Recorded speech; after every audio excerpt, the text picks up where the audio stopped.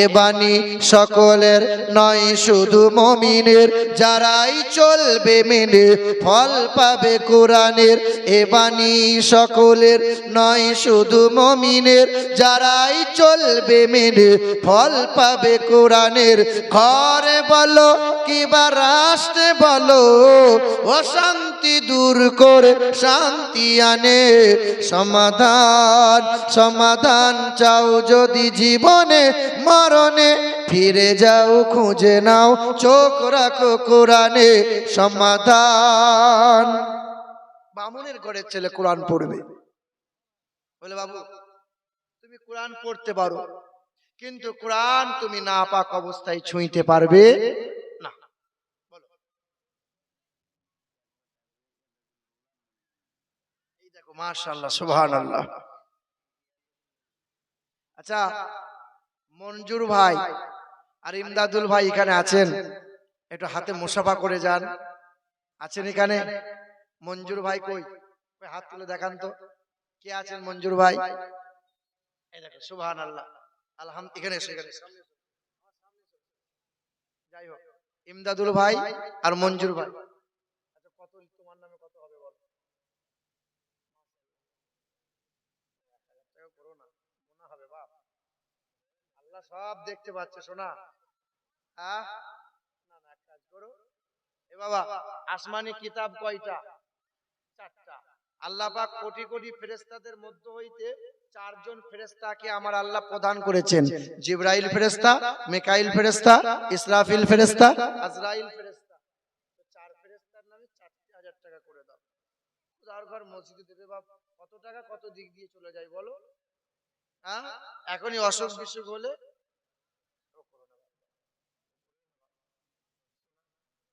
বর্তমান থেকে খুশি তো, তুমি খুশিতে না বলে নিতে পারবো না। নারে তাকবীর, নারে তাকবীর। 3000 টাকার দাতা, সুবহানাল্লাহ। হ্যাঁ, আর ইমদাদুল ভাই কই? আরে সুবহানাল্লাহ, মাশাআল্লাহ। হ্যাঁ, ওই কয় লিখেছেন? আমার সামনে তো লেখেন নেই। না না, ও করেন না। কত দিয়েছেন? আগে কত দিয়েছেন ভাই? সুবহানাল্লাহ, বলছে আগে 1000 দিয়েছি। 1000 কি সব লোকের নেওয়া যায়? হ্যাঁ, চেহারা দেখে মনে হয় গরিব। কি বলছি মনে হয়?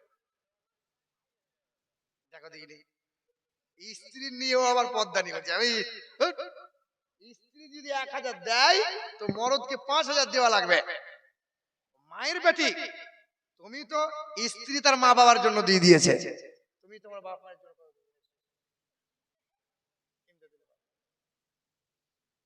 1000 করো। না না, 1000 করো।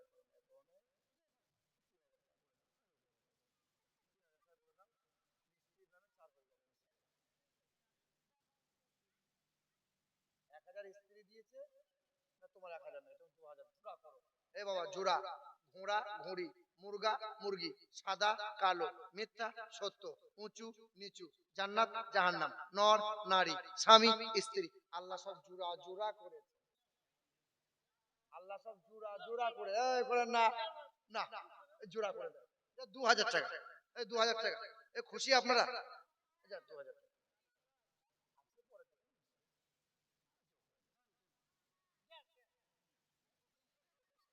আচ্ছা, স্ত্রী নিয়ে 2500 হলো। স্ত্রী দেবেন 1000, ভাই দেবেন 1500। এই 1500 টাকা করেন। সুবহানাল্লাহ। এ মুসলমানের ছেলেরা, এ নওজোয়ান যুবকেরা, এ আমার মায়েরা, আমার বোনেরা, শুনে রেখে দেবেন।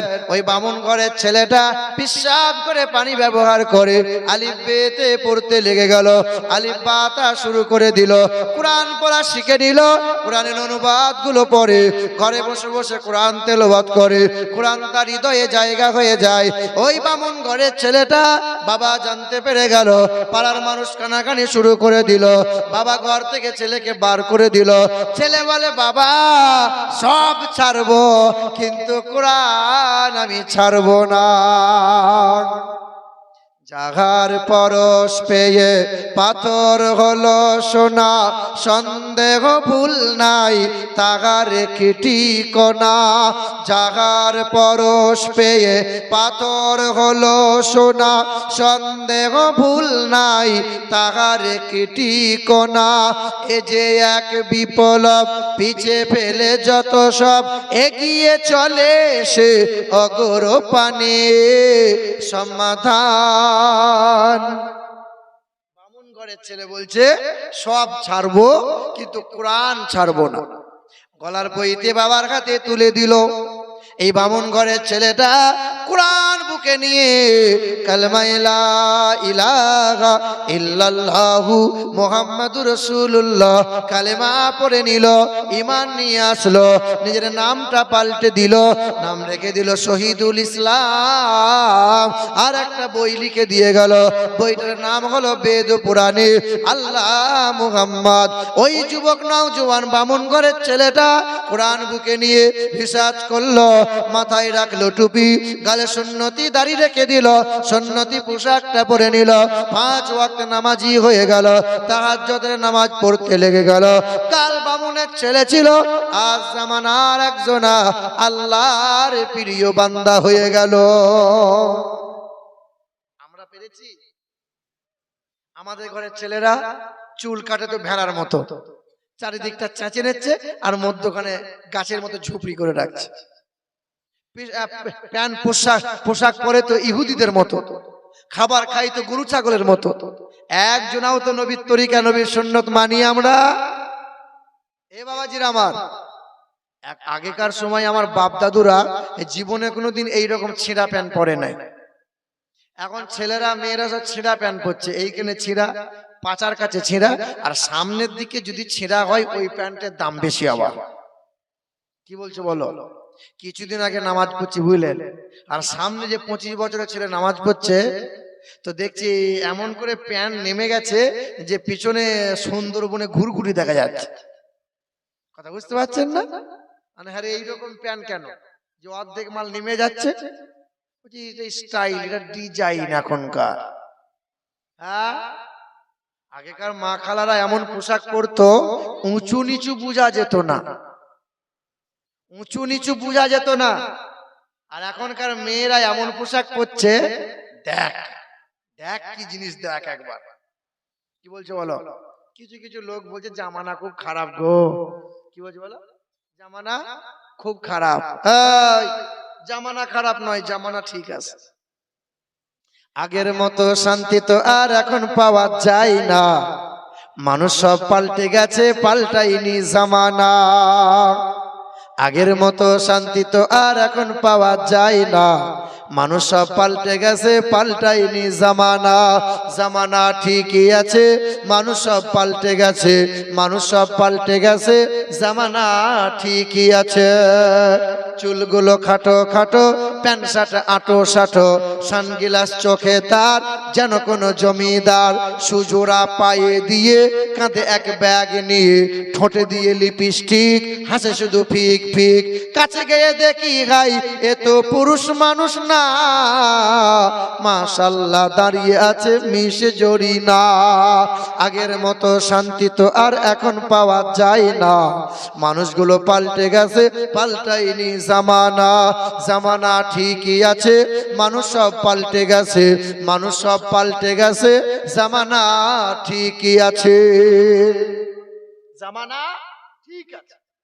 আগের মানুষ কি করতো? মুরব্বীগুলোকে সম্মান দিত। এখন মুরব্বী থেকে সম্মান নাই, যার টাকা বেশি তার সম্মান বেশি। কি বলছো বলো? বাবাজিরা, ভাইরা আমার, নওজোয়ান যুবকেরা, তরুণেরা, আর একটা কথা বলে দিয়ে যায়, ভারত পাকিস্তান বাংলাদেশ তখন এক ছিল, একজন বেঈমান আমার নবীর চরিত্র নিয়ে বই লিখেছিল। ওই বইটার নাম ছিল রঙ্গিলা রসুল। রঙ্গিলা রসুল। রঙ্গিলা রসুল বইটার ভিতরে আমার নবীকে চরিত্র নিয়ে গালমন্দ করেছে, আমার নবীকে লম্পট বলেছে। বাজারে প্রচার হয়ে গেল, বাজারে প্রচার হয়ে গেল। ওই সময় একজনা মুসলমানের ছেলে আল্লাহর নবীকে বড় মহব্বত করেছিল, মাথায় টুপি দিয়েছিল, সুন্নতি পোশাকটা পরেছিল, সকাল সন্ধ্যা নামাজ আদায় করত, 5 ওয়াক্ত নামাজি যুবক নওজোয়ান ছেলে, 19 বছরের নওজোয়ান ছেলে। ছেলেটার নাম ছিল ইলমুদ্দিন, ছেলেটা ছিল কাঠ মিস্ত্রি। ওই ছেলেটা বাজার গিয়েছিল, কে যেন একজনা বলতেছিল রঙ্গিলা রসুল, রঙ্গিলা রসুল, অর্থ দিয়ে বইটা কিনে নিল। বইটা কিনে নেওয়ার পরে যত পেজগুলো পড়তে শুরু করে দেয়, চোখের পানি দরদর করে গড়িয়ে যায়। আহারে, আমার নবীর চরিত্র নিয়ে বাজে বাজে কথা লিখে দিয়েছে। ওই বাংলাদেশে মাইমাংসির বাড়ি, বাবা মুসলমান, মা মুসলমান, বিশ্বান একটা মহিলা তসলিমা নাসরিন যার নাম, বই লিখেছে দ্বিখণ্ডিতা, ছোটবেলার মেয়ে, আরো কত কত বই লিখেছে, আমার নবীর চরিত্র নিয়ে বই লিখেছে। আল্লাহ পাকের গজব নেমে গেছে। এ মুসলমানের ছেলেরা, এ নওজোয়ান যুবকেরা, আল্লাহ পাকের প্রিয় বান্দা নওজোয়ান বান্দাটার চোখ দিয়ে পানি গড়িয়ে যায়, আল্লাহর নবীর শানে বেয়াদবি করে। এ মুসলমানের ছেলেরা, পৃথিবীর জমিনে তবে সবচেয়ে সবচেয়ে বড় চরিত্র আদর্শবান তিনি হলেন যীশু খ্রিস্ট। না, তিনি হলেন আমার আপনার নবী জানাবে মুহাম্মদুর রাসূলুল্লাহ। আমার আল্লাহ পাক কোরআন পাকে জানিয়ে দেন, ওয়া ইন্নাকা লাআলা খুলুকিন আযীম। কোরআনেতে পারা নম্বর 29, সূরার নাম সূরা কালাম, পৃষ্ঠা নম্বর 3, লাইন নম্বর 15। আল্লাহ পাক রব্বুল আলামিন জানিয়ে দিল, ওয়া ইন্নাকা লাআলা খুলুকিন আযীম, আমি আল্লাহ উত্তম চরিত্রের অধিকারী করেছি জানাবে মুহাম্মদুর রাসূলুল্লাহ। আমেরিকার দেশের বিখ্যাত একটা লেখকের বড় সুনাম অর্জন হয়েছে। ওই লেখকের নাম হলো ডক্টর মাইকেল এইচ হার্ট। তিনি একটা বই লিখে দিয়ে গেছেন, বইটার নাম হলো দ্য 100 মানে 100 ভালো ভালো মানুষের জীবনী ওই বইটার ভিতরে লিপিবদ্ধ করে দিয়েছেন। দ্য 100 বইটার ভিতরে 100 ভালো ভালো মানুষের জীবনী লিপিবদ্ধ করেছেন। ডক্টর মাইকেল এইচ হার্টের বড় সুনাম অর্জন হয়েছে। সাংবাদিকরা সামনে গিয়ে জিজ্ঞাসা করেছিল, স্যার আপনি বইটার ভিতরে 100 মানুষের ভালো ভালো মানুষের জীবনী লিপিবদ্ধ করে দিয়েছেন, তবে সর্বপ্রথমে যে মানুষটা জীবনী দিয়ে আপনি বইটা শুরু করেছেন, তিনি তো যীশু খ্রিস্ট নয়, তিনি তো আব্রাহাম লিঙ্কন নয়, তিনি তো লেনিন নয়। ওই মানুষটা বলেছিলেন, শোনো শোনো, পৃথিবীর জমিনে যত মুনি ঋষি আছে সবার জীবনী কম বেশি পড়ে পড়ে দেখলাম। স্বামী বিবেকানন্দের জীবনীটা বললাম, শ্রী চৈতন্যের জীবনীটা বললাম, রামকৃষ্ণ জীবনীটা বললাম, বালক ব্রহ্মচারীর জীবনীটা বললাম, মহাত্মা গান্ধীর জীবনীটা বললাম, ইন্দিরা গান্ধীর জীবনীটা বললাম, জওহরলালের জীবনীটা বললাম, ঈশ্বরচন্দ্র বিদ্যাসাগরের জীবনীটা বললাম, বিশ্বকবি নোবেল জয়ী রবি ঠাকুরের জীবনীটা বললাম, মহাবীরের জীবনীটা বললাম, গুরু নানকের জীবনীটা বললাম, বালক ব্রহ্মচারীর জীবনীটা বললাম, আব্রাহাম লিঙ্কনের জীবনীটা বললাম, লেনিনের জীবনীটা বললাম, যীশু খ্রিস্ট জীবনীটা বললাম। তবে আমার জ্ঞানে, আমার স্মরণে পৃথিবীর জমিনে সবার চরিত্রে কিছু না কিছু দাগ পেয়েছি। তবে চাঁদে দাগ আছে, যার চরিত্রে চুল পরিমাণ কোনো দাগ নাই, তিনি হলেন জানাবে মুহাম্মদুর রাসূলুল্লাহ। মহা চরিত্রবান, মহা আদর্শবান মহাপুরুষ হলেন নবী মুহাম্মদ সাল্লাল্লাহু আলাইহি ওয়াসাল্লাম। বাবাজিরা ভাইরা আমার, আচ্ছা কতক্ষণ চলবে বাপ? 12টা পর্যন্ত? বাবাজিরা ভাইরা আমার, এই আমার মা খালারা, 19 বছরের ছেলে যার নাম হলো ইলমুদ্দিন। এই ইলমুদ্দিন কি করেছিল? আমার নবীর চরিত্র নিয়ে কথা বলেছে। ইলমুদ্দিনের মনে বড় ব্যথা, বড় একটা ভুজালি কাপড়ের মাঝে, কোমরের মাঝে রেখে দিল। ইলমুদ্দিন 19 বছরের ছেলেটা, ওই রাজপাল যে বেঈমানটা বই লিখেছে, রাজপালের দুয়ারের সম্মুখে হাজির হলো।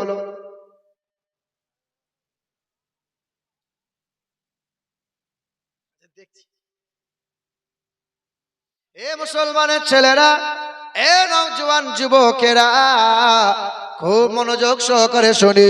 ওই 19 বছরের ছেলে ইলমুদ্দিন কি করলো? ইলমুদ্দিন ভুজালিটা কোমরের মাঝে নিয়ে নিল, রাজপালের দরজার সম্মুখে হাজির হয়ে গেল।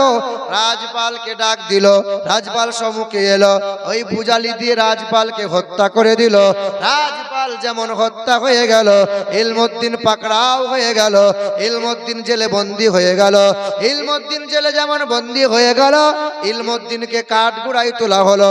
জজ কোর্টে আদালতে বিচার করা শুরু করে দিল। জজে জিজ্ঞাসা করলো, ইলমুদ্দিন তুমি কি এমন অপরাধ করেছো? বলে আমি হত্যা করেছি। কেন করলে? বলে আমার নবীর চরিত্রে আঘাত দিয়েছে, আমার নবীকে অপমান করে বই লিখেছে। বলে ইলমুদ্দিন তুমি কি জানো তোমার কি শাস্তি?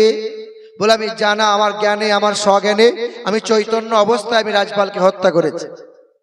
আদালতে কাঠগড়ায় দাঁড়িয়ে তখন জজ নির্দেশ দিল, অর্ডার দিল যে ইলমুদ্দিনের ফাঁসির অর্ডার, ফাঁসি হবে ইলমুদ্দিনের।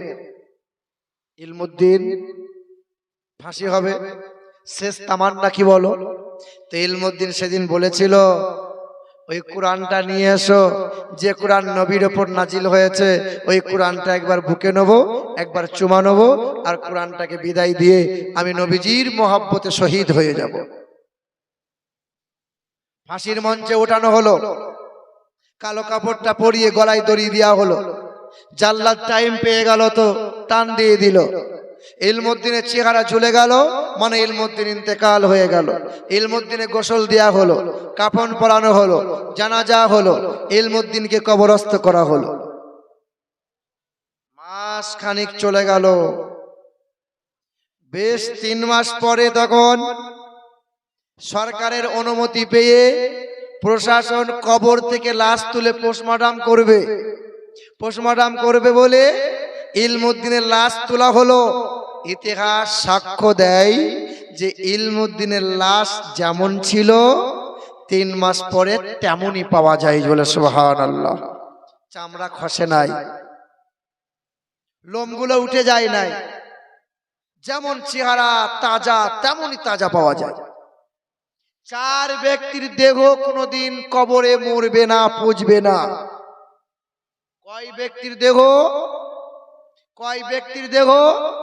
নবী পয়গম্বরদের দেহ মাটিতে কোনোদিন খাবে না, শহীদানদের দেহ মাটিতে কোনোদিন ছুঁইবে না, হাফেজে কোরআনের দেহ কবরের মাটি কোনোদিন ছুঁইবে না। 4 এক লাগার মসজিদের জন্য সেবা করবে যারা, খোদার ঘর মসজিদের জন্য মানে মুয়াজ্জিন হবে যারা, নামাজিদেরকে ডাক দেবে যারা, 12 বছর একটানা বিনা স্বার্থে আজান দেবে যারা, এই সমস্ত মুয়াজ্জিনদের দেহ কোনোদিন কবরের মাটি ছুঁইবে না। ওখানে বিড়ি খাচ্ছে কে? এ বাবাজিরা, ভাইরা আমার, আমার সোনার টুকরো বন্ধুরা, আমার সুধী মানুষেরা, টাকা সব মোটামুটি সবাই দিয়েছে তো? আর এদিকে চেয়ারে বসা, স্টেজে বসা, এ বাবা জীবন, এই যে আপনাদের তো পেলাম না কিছু। আচ্ছা বলেন, কিছু বলেন, আপনারা বলেন, কিছু বলেন। ওই যে 500 টাকা, নাক কাটা যাবে গো। কত কত? পাড়ার মোড়ল, সুবহানাল্লাহ, পাড়ার মোড়ল মানুষ, বলেন, আপনি বলেন না, খোদার ঘর মসজিদের জন্য কত?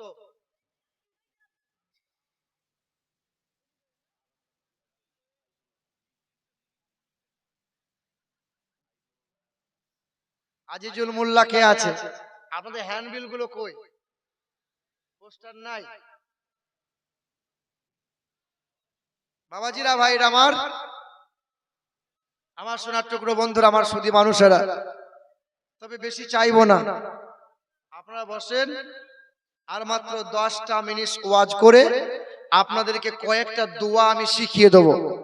কয়েকটা দোয়া। এই ছেলে বস এদিকে, বাপ বস বস। কে? ওবাইদুল চৌধুরী, উনি দেবেন 500 টাকা।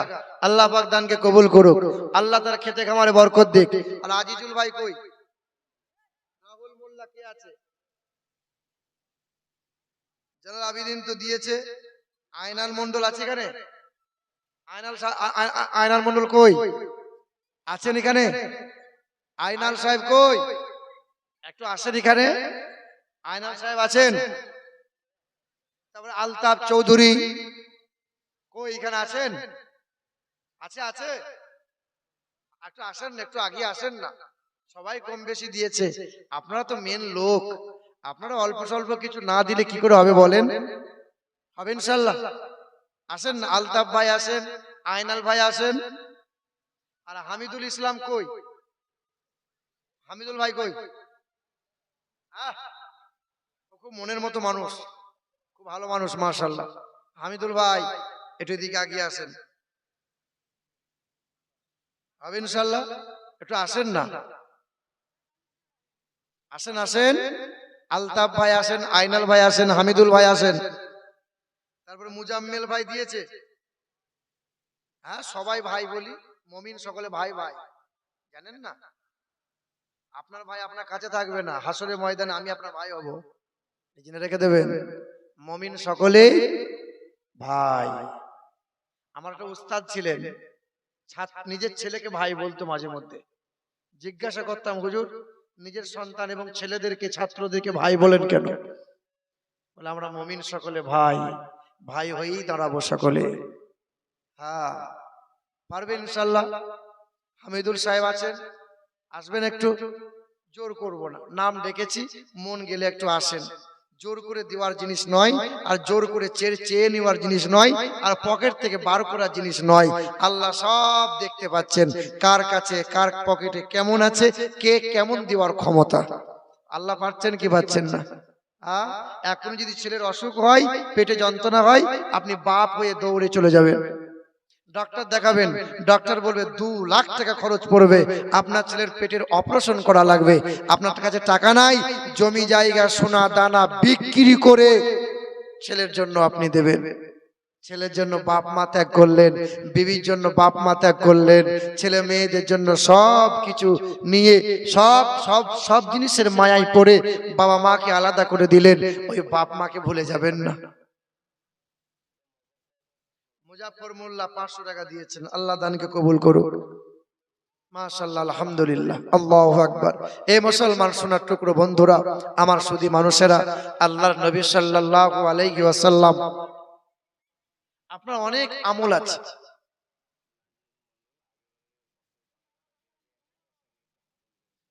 নাজিমুল মন্ডল কই? নাজিমুল সাহেব আগের বছরে দিয়েছিলেন 5000 টাকা, মাশাআল্লাহ, আলহামদুলিল্লাহ। একটু আসেন না, একটু আসেন। নাজিমুল সাহেব একটু আগিয়ে আসেন, মাশাআল্লাহ, খুব মনের মতো মানুষ।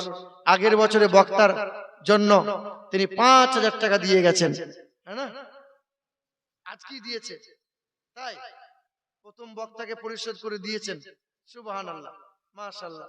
আর আগামী বছরের জন্য আমার নাজিমুল ভাই কি দেয় দেখি। আমি তো আসতে পারবো কিনা তা জানি না, কিন্তু নাজিমুল সাহেব একটু আসুক, মাশাআল্লাহ, আলহামদুলিল্লাহ। আল্লাহ খেতে খামারে বরকত দেবে, আল্লাহ রুজি রোজগারে বরকত দেবে, আল্লাহ পাক तमाम মুশকিলকে আসান করে দেবে। নাজিমুল সাহেব, আল্লাহ পাক তার বাপ মাকে কবুল করে নাও, আল্লাহ তার ছেলে মেয়েকে আল্লাহ কবুল করে নাও। এখনো দিই নাই, কিন্তু দোয়া দিয়ে দিয়েছি। বাবুল মোল্লা উনি দেবেন 500 টাকা। এই বছরের জন্য প্রথম বক্তাকে 5000 টাকা পরিশোধ করে দিয়েছেন। তবে আচ্ছা, আলহামদুলিল্লাহ, মাশাআল্লাহ, আল্লাহ কবুল করুক। তবে আগামী বছরের জন্য একটু খেয়াল রাখিয়েন, হ্যাঁ ইনশাআল্লাহ। না আমি চাপ এখন নয়, আগামী বছরে দেবেন, উনি দেবেন, মাশাআল্লাহ। তবে মন খুব বড় তো, আমি যদি একটু শুনে যেতাম, আমি তো আগের বছরে আসবো কি জানি না, আল্লাহ কার কপালে কি রেখেছে। যদি নাজমুল ভাই একটু আমাকে শুনিয়ে বলতেন যে আগামী বছরের জন্য আমি এটা দেবো ইনশাআল্লাহ, আমি তার বাপ মায়ের জন্য খাস করে একটু দোয়া করতাম আগামী বছরের জন্য। আচ্ছা শোনেন, আল্লাহ পাক, আপনি এক কাজ করেন, আমার নবীজির উপর নামাজ 6 ওয়াক্ত ফরজ ছিল। কয় ওয়াক্ত? কয় ওয়াক্ত? 6 ওয়াক্ত। তাহাজ্জুদের নামাজটা নবীজির উপর ফরজ ছিল। আল্লাহ আসমান জমিন সৃষ্টি করেছেন কয় দিনে? কয় দিনে? 6 দিনে, 6 দিনে। এই বছরে বক্তাকে দিয়েছেন 5,000 টাকা, আগামী বছরে 5,000 টাকা দেওয়ার ওয়াদা করছেন, কিন্তু আমি আর 1,000 টাকা চাইছিলাম। নবীজির ওপর নামাজ ছিল 6 ওয়াক্ত ফরজ, তাই 6,000 টাকা চাইছিলাম। নারে তাকবীর, নারে তাকবীর, নারে তাকবীর। নাজমুল সাহেব 6,000 টাকার দাতা।